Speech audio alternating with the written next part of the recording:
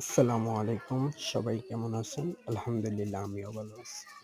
Guys আজকে আমাদের বাসায় হচ্ছে যে আ সিলিন্ডার আছে আগে, তারপরে নতুন একটি সিলিন্ডার এবং নতুন একটি গ্যাসের চুলা আমরা বাজার থেকে কিনে আনছি। তারপর ওইটা সেটআপ করতেছি। আমি সেটআপ করার পর নতুন একটা তো তাই একটু সমস্যা করতেছে। মনে করেন যে আমরা গ্যাসে সিলিন্ডারে ওই পাইপটা লাগানোর পর মানে সুইচ দেই, ওইটা কন্টাক্ট করতেছে না। মানে গ্যাস কন্টাক্ট করতেছে ঠিকই, কিন্তু ওই যে আগুনটা ধরতেছে না। তারপর এইরকমভাবে আমরা মারতে তারপরেও আগুন ধরতেছে না। তারপর আমরা একটি গ্যাস লাইটের মাধ্যমে এবং আগুনটি ধরাই একটি কাগজের মাধ্যমে। যেহেতু নতুন, তো এইজন্য একটু মানে করতেছে।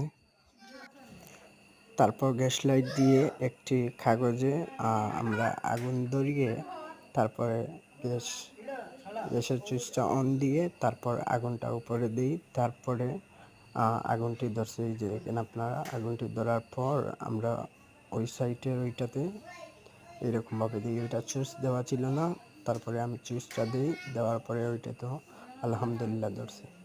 আর আপনারা যারা এখনো পর্যন্ত আমাকে সাবস্ক্রাইব করেন নাই, গাইস আমাকে সাবস্ক্রাইব করবেন।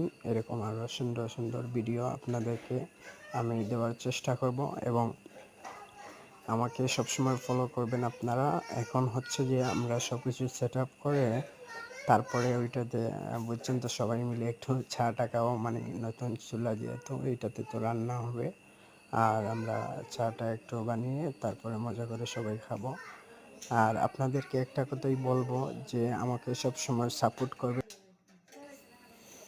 সবাই সাবস্ক্রাইব করবেন গাইস। সবাই ভালো থাকবেন। আসসালামু আলাইকুম। আর পেজটাকে ফলো করবেন সবাই। ধন্যবাদ।